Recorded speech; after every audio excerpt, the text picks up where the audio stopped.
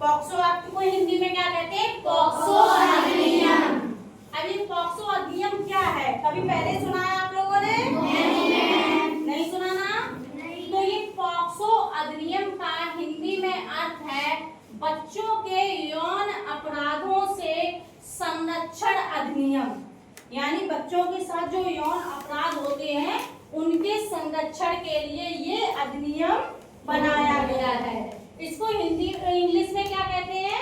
Protection of children from sexual abuses act. ठीक है ना? इसीलिए इसको पॉक्सो पी का प्रोटेक्शन का पी, ऑफ का ओ, चिल्ड्रन का सी और सेक्सुअल का एस, ऑफिशियल्स का ओ। ठीक है, एक्ट तो एक्ट रहेगा ही।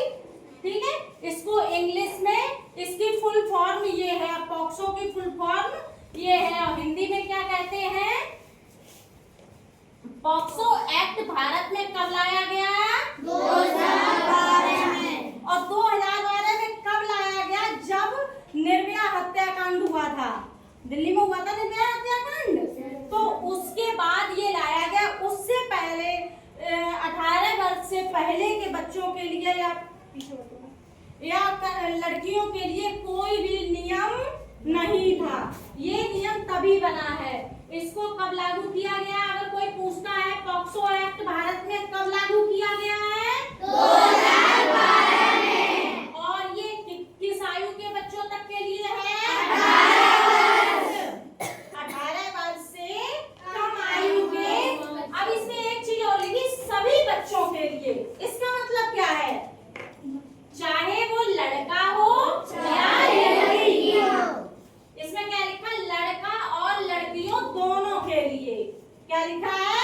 लड़का और लड़कियों दोनों के लिए। लड़के और लड़कियों दोनों के लिए ये नियम है।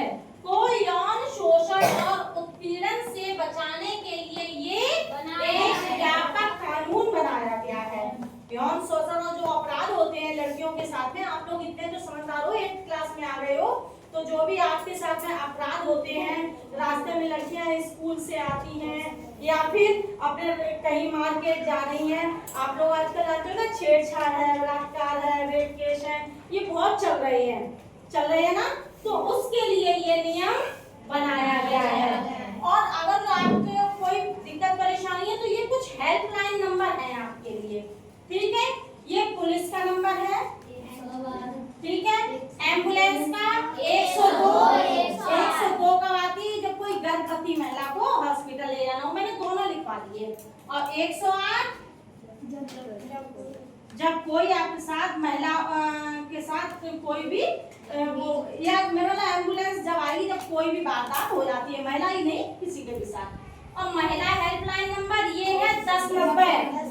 ये जो एक्ट है उसके अंतर्गत इसमें आपकी रिपोर्ट होगी 1090 में। ठीक है ना? अब ये ससुराल में किसी महिला के साथ अगर कोई अपराध हो रहा है या किसी महिला के साथ कोई अत्याचार हो रहा है, उसके लिए आप 1091 यूज करेंगे। और 1090 कब यूज करेंगे? जब किसी लड़की के साथ कोई शारीरिक घटना हो रही है, यौन शोषण घटना हो रही है या कोई छेड़छाड़ की वो है तो उसके साथ होगा। बहुत से लोग क्या करते हैं, गांव में क्या होता है कि अगर किसी का खेत है, खेत के पीछे विवाद हो गया तो लड़की को आगे लाके खड़ा कर दिया और 1090 पे रिपोर्ट लिखवा दी। गलत लिखवा देते हैं। तो कभी ऐसा करना है नहीं है। जब आपके साथ वाकई में अगर कोई घटना होती है, असलियत में कोई घटना होती है, तब आप इस पे कॉल करेंगे और अपनी रिपोर्ट लिखाएंगे। ठीक है? अच्छा, इसमें जब रिपोर्ट लिख जाती है, रिपोर्ट लिखने ये सीधी लखनऊ कॉल जाती है।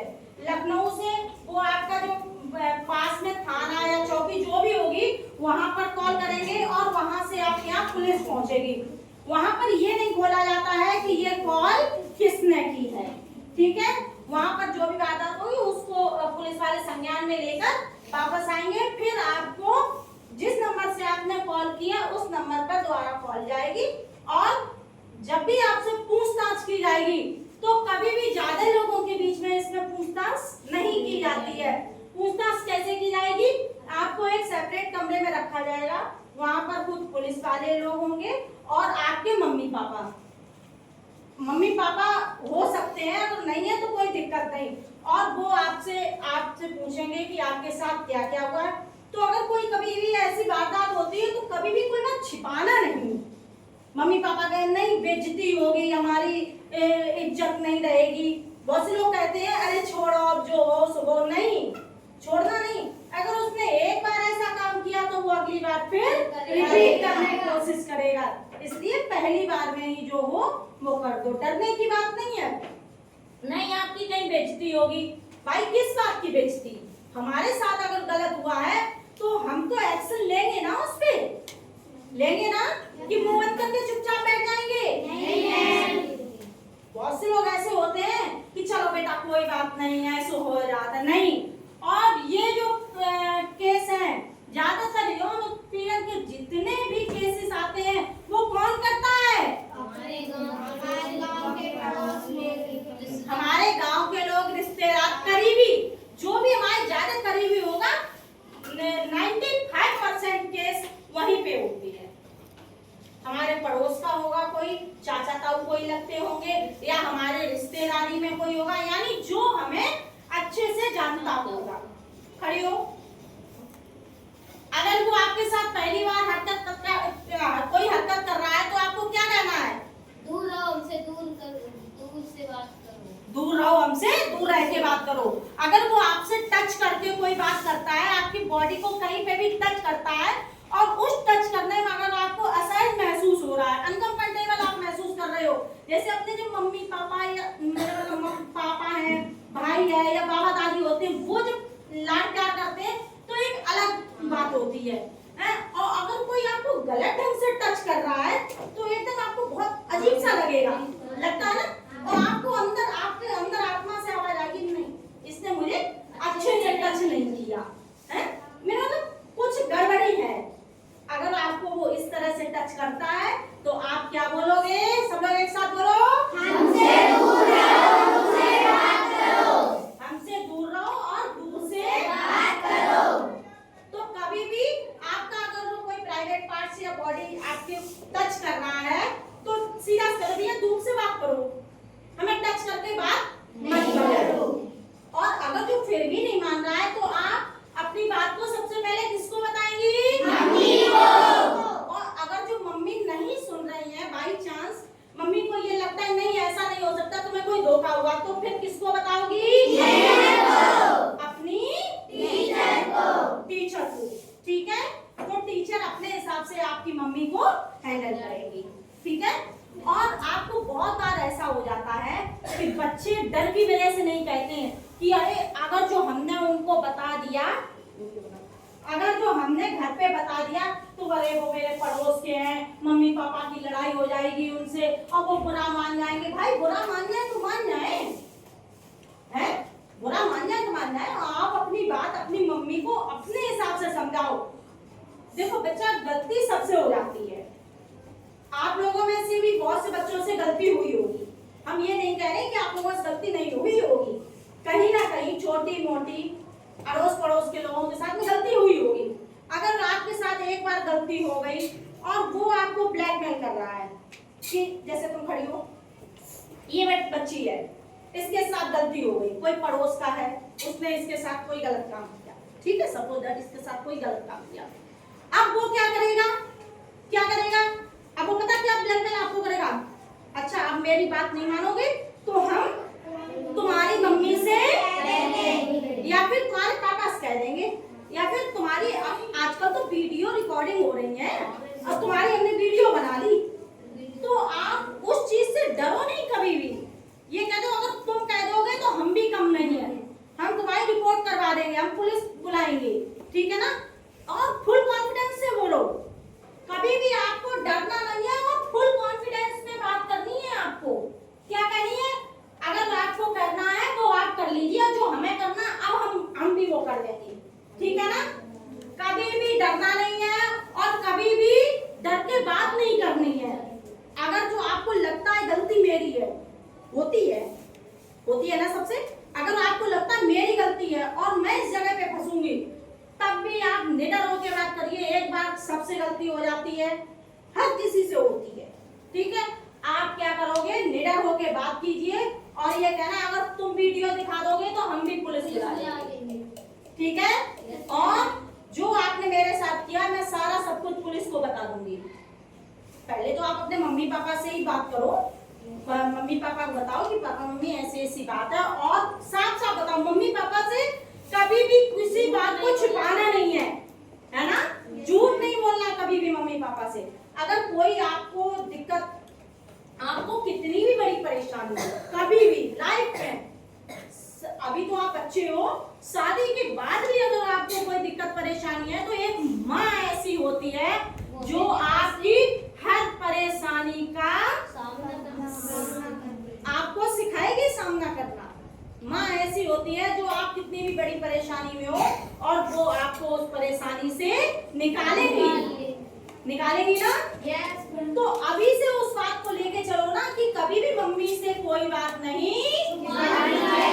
अगर आपसे कोई गलती हो गई है तो आप नॉर्मली जाओ धीरे से, और मम्मी को पहले थोड़ा सा मक्खन लगाना पड़ेगा, नहीं तो पिटाई हो जाती है।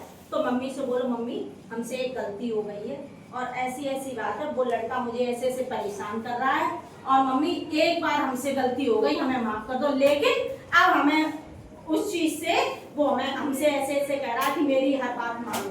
तो मम्मी आपकी निकालेंगी उसका निराल निकालेंगी मम्मी, ठीक है ना।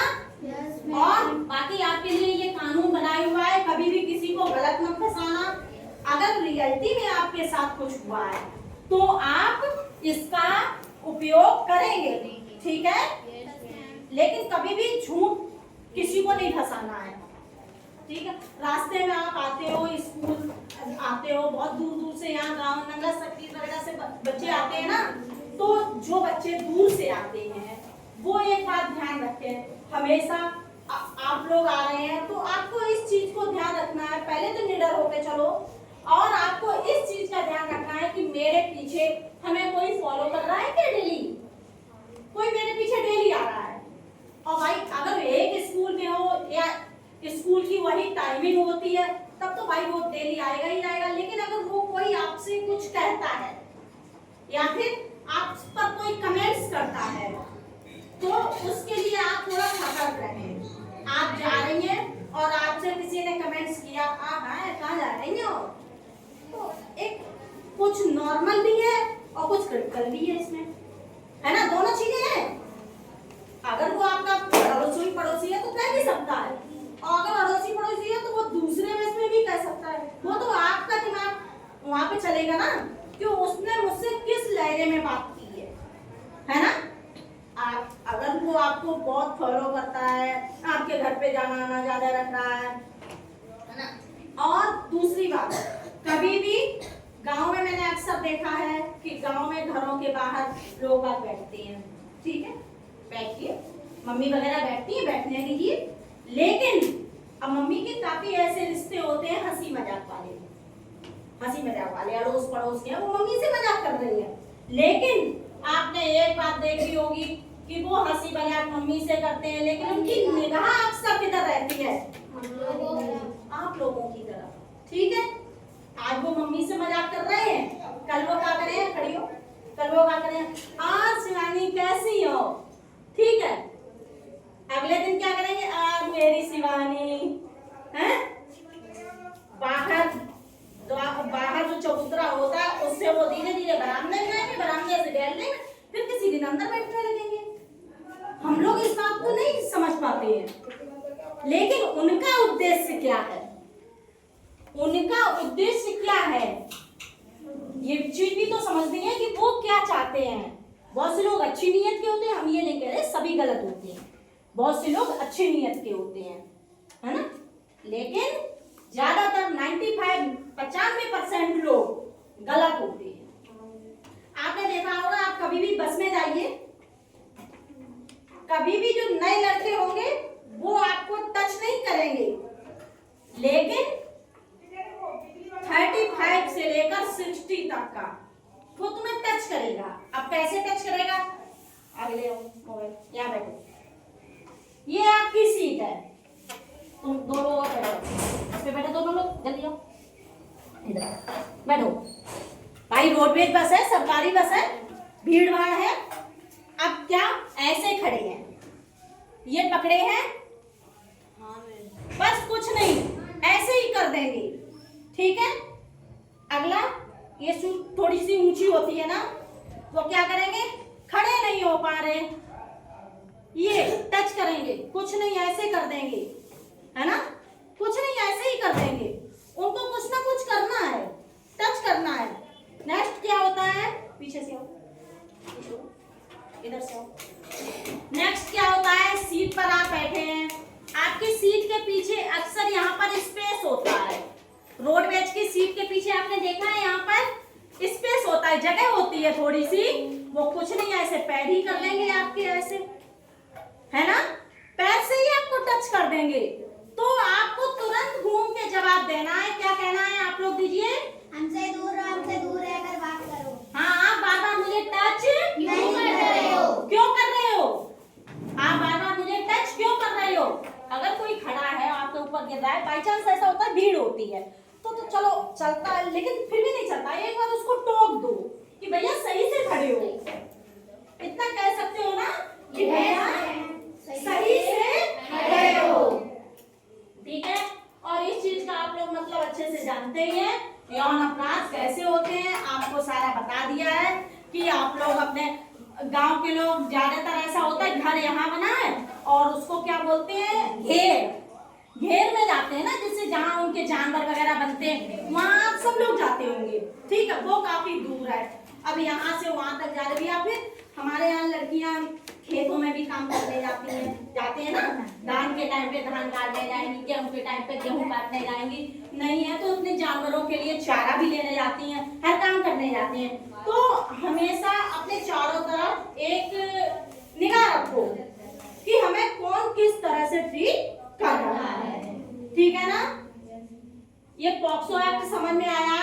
Yes ma'am. तो पॉक्सो एक्ट में आपको किस पे कॉल करनी है जब भी आपके साथ कोई 10 ठीक है ना। और इसको अच्छे से पहले भी मैं समझा चुकी हूँ आपको, ये चीजों पे ध्यान दो, बैड टच, गुड टच, आपको कौन किस तरह से टच कर रहा है, इन चीजों को थोड़ा ध्यान दो। आप लोग बड़े हो, समझदार हो गए हो, 6 to 8 तक की लड़कियां काफी समझदार हो जाती हैं, और गांव में कुछ ज्यादा ही एक्टिव होती हैं लड़कियां, है ना। अगर आपको कोई कमेंट्स कर रहा है तो पहले उसको ऐसे ही जवाब मत दो। अगर आपको लग रहा है कि अकेला है, जवाब दे सकते हो, क्या बात है भैया, ऐसे क्यों कह रहे हो, है ना। और अगर आप मुस्कुरा के निकले, उसने कुछ कहा, ऐसे निकल गई, तो वो क्या समझेगा कि मैंने जो कहा है वो इससे सहमत है ना। और अगर आपने पहली बार में ही कह दिया, क्या कह रहे थे भैया, कुछ कह रहे थे क्या, आपने सुन भी दिया, फिर भी ये बोलो कुछ कह रहे थे क्या, फिर उसका वो क्या जवाब देता है उस हिसाब से रिप्लाई करो, और अपने मम्मी को बताओ जाके, मम्मी वो मुझसे ऐसे ऐसे कह रहा है, ठीक है ना।